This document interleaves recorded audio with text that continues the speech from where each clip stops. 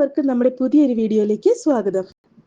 സ്കൂളൊക്കെ തുറക്കാറായതുകൊണ്ട് തന്നെ ഇനിയിപ്പോൾ നമുക്ക് കുട്ടികൾക്കൊക്കെ ലഞ്ച് ബോക്സ് പാക്ക് ചെയ്യേണ്ടി വരും.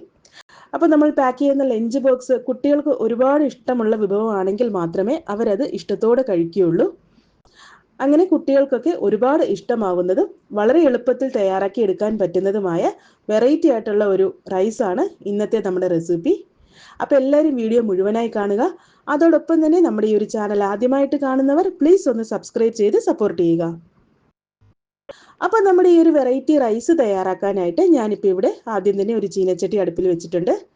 ചട്ടി ചൂടായി വരുമ്പോഴത്തേക്ക് നമുക്കിതിലേക്ക് നെയ്യ് ഒഴിച്ചു കൊടുക്കാം. ഞാനിപ്പോൾ ഇവിടെ ഒരു 2 ടേബിൾ സ്പൂൺ അളവിൽ നെയ്യ് ചേർക്കുന്നുണ്ട്. ഇനിയിപ്പോൾ നിങ്ങൾക്കിത് വെളിച്ചെണ്ണയിൽ വേണമെങ്കിൽ തയ്യാറാക്കി എടുക്കാവുന്നതേ ഉള്ളൂ. നെയ്യ് ഇഷ്ടമില്ലാത്തവർക്ക് വെളിച്ചെണ്ണ ചേർത്തും തയ്യാറാക്കാം. നെയ്യെല്ലാം നല്ലപോലെ ഒന്ന് ചൂടായി വരുമ്പോഴത്തേക്കും 1 ടീസ്പൂൺ അളവിൽ കടുക് ഇട്ട് കൊടുക്കാം. കടുകെല്ലാം നല്ലപോലെ ഒന്ന് പൊട്ടി വരുമ്പോഴത്തേക്കും നമുക്കിതിലേക്ക് 1 ടേബിൾ സ്പൂൺ അളവിൽ ഉഴുന്നുപരിപ്പ് ചേർത്ത് കൊടുക്കാം. അപ്പോൾ ആ ഒരു ഉഴുന്നുപരിപ്പിൻ്റെ കളറൊക്കെ ഒന്ന് മാറി വന്നാൽ മതിയാകും. ഒരു ഗോൾഡൻ ബ്രൗൺ കളറായി വന്നാൽ മതി. അടുത്തതായിട്ട് നമുക്കിതിലേക്ക് ചേർക്കേണ്ടത് ഒരു 3-4 വറ്റൽമുളക് ചെറിയ ചെറിയ പീസാക്കി ചേർത്ത് കൊടുക്കണം. അതോടൊപ്പം തന്നെ കുറച്ച് കശുവണ്ടി പരിപ്പ് നമുക്കിതിലേക്ക് ചേർത്ത് കൊടുക്കാം.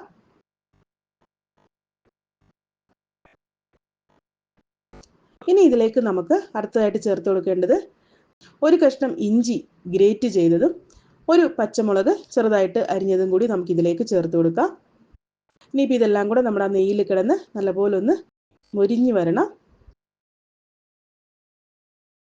അതോടൊപ്പം തന്നെ കുറച്ച് ഫ്രഷ് ആയിട്ടുള്ള കറിവേപ്പിലയും കൂടെ നമുക്കിതിലേക്ക് ചേർത്ത് കൊടുക്കാം.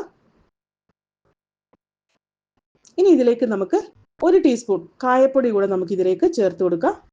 കായപ്പൊടിയൊക്കെ ചേർക്കുമ്പോൾ നമ്മുടെ ഈ ഒരു റൈസിന് നല്ലൊരു മണവും രുചിയും ഒക്കെ ആയിരിക്കും. അതുപോലെ തന്നെ നമ്മളിത് മാക്സിമം നെയ്യിൽ തന്നെ ചെയ്തെടുക്കാൻ നോക്കുക. അങ്ങനെയാണെങ്കിൽ നമ്മുടെ ഈ ഒരു റൈസിന് നല്ലൊരു ടേസ്റ്റ് ആയിരിക്കും. ഇനി ഇതിലേക്ക് നമുക്ക് വേണ്ടത് തേങ്ങയാണ്. ഞാനിപ്പോൾ ഇവിടെ ഒരു അരമുറി തേങ്ങ തിരുവിയത് ചേർത്ത് കൊടുക്കുന്നുണ്ട്. ഇനിയിപ്പോൾ കുറച്ചധികം തേങ്ങ ചേർത്ത് കൊടുത്താലും കുഴപ്പമില്ല. എത്രത്തോളം തേങ്ങ ചേർക്കുന്നോ അത്രത്തോളം നമ്മുടെ റൈസിന് നല്ലൊരു ടേസ്റ്റ് ആയിരിക്കും. ഇനിയിപ്പോൾ നമുക്ക് ഈ ഒരു തേങ്ങയെല്ലാം നമ്മുടെ നെയ്യിൽ നല്ലപോലെ ഒന്ന് വഴറ്റിയെടുക്കണം.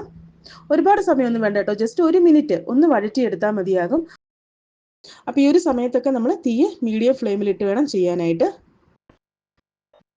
അപ്പോൾ ഇതാ നമ്മുടെ തേങ്ങയെല്ലാം ഇവിടെ നല്ലപോലെ ഒന്ന് വഴറ്റിയെടുത്തിട്ടുണ്ട്. ഇപ്പോൾ തന്നെ നല്ലൊരു മണമൊക്കെ വരുന്നുണ്ട് കേട്ടോ. നമ്മുടെ ഈ ഒരു തേങ്ങയെല്ലാം ഇങ്ങനെ നെയ്യിൽ കിടന്ന് ഇങ്ങനെ ഒന്ന് വഴറ്റിയൊക്കെ എടുത്തപ്പോഴത്തേക്കും നല്ലൊരു മണമൊക്കെ വരുന്നുണ്ട്. ഇനിയിപ്പോൾ ഇതിലേക്ക് നമുക്ക് ഒരു 2 കപ്പ് ചോറ് ചേർത്ത് കൊടുക്കാം. ഞാനിപ്പോൾ ഇവിടെ ബസുമതി റൈസാണ് ചേർത്ത് കൊടുത്തിരിക്കുന്നത്. കുറച്ചധികം വെള്ളം ഒഴിച്ച് ആവശ്യത്തിന് ഉപ്പും ചേർത്ത് വേവിച്ചെടുത്തിരിക്കുന്നതാണ്. പിന്നെ ഈ ഒരു റൈസ് തയ്യാറാക്കാനായിട്ട് ബസുമതി റൈസ് തന്നെ വേണം നിർബന്ധമൊന്നുമില്ല. നമുക്ക് സാധാരണ റേഷൻ കടയിൽ കിട്ടുന്ന ആ വെള്ള അരി ഉണ്ടല്ലോ, അതുകൊണ്ടുള്ള ചോറും നമുക്ക് ഈ ഒരു റൈസ് തയ്യാറാക്കാനായിട്ട് ഉപയോഗിക്കാവുന്നതാണ്. അപ്പോൾ ഇതിലേക്ക് ഞാൻ ഓൾറെഡി കുറച്ച് ഉപ്പ് ചേർത്തിട്ടുണ്ട്. ഇനിയിപ്പോൾ നമുക്ക് വേണമെങ്കിൽ നോക്കിയിട്ട് ഒരല്പം കൂടെ ഉപ്പ് ചേർത്ത് കൊടുക്കാം. അടുത്തതായിട്ട് നമുക്കിതിലേക്ക് ഒരു 3-4 പപ്പടം ചെറുതായിട്ടൊന്ന് പൊടിച്ച് നമുക്കിതിലേക്ക് ചേർത്ത് കൊടുക്കണം. അപ്പോൾ ഈ ഒരു പപ്പടമൊക്കെ ചേർക്കുമ്പോഴത്തേക്കും നമ്മുടെ ഈ ഒരു റൈസിന് നല്ലൊരു ടേസ്റ്റ് ആയിരിക്കും കേട്ടോ.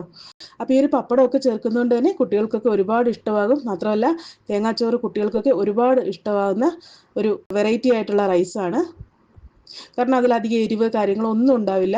തന്നെയല്ല നമുക്കിതിലേക്ക് പ്രത്യേകിച്ച് സൈഡ് ഡിഷിൻ്റെ ഒന്നും ആവശ്യമില്ല. അല്ലാണ്ട് തന്നെ നമുക്കിത് കഴിക്കാനൊക്കെ വളരെ ടേസ്റ്റിയാണ്. ഇനിയിപ്പോൾ ഇതെല്ലാം കൂടെ നല്ലപോലെ ഒന്ന് മിക്സ് ചെയ്തെടുക്കുക. അപ്പോൾ ഇതാ നമ്മുടെ കുട്ടികൾക്കൊക്കെ ഏറെ പ്രിയപ്പെട്ട വളരെ ടേസ്റ്റി ആയിട്ടുള്ള തേങ്ങാച്ചോറ് ഇവിടെ റെഡി ആയിട്ടുണ്ട്. ഇതിപ്പോൾ തയ്യാറാക്കി എടുക്കാനായിട്ട് ഒരുപാട് സമയത്തിൻ്റെ ആവശ്യമൊന്നുമില്ല.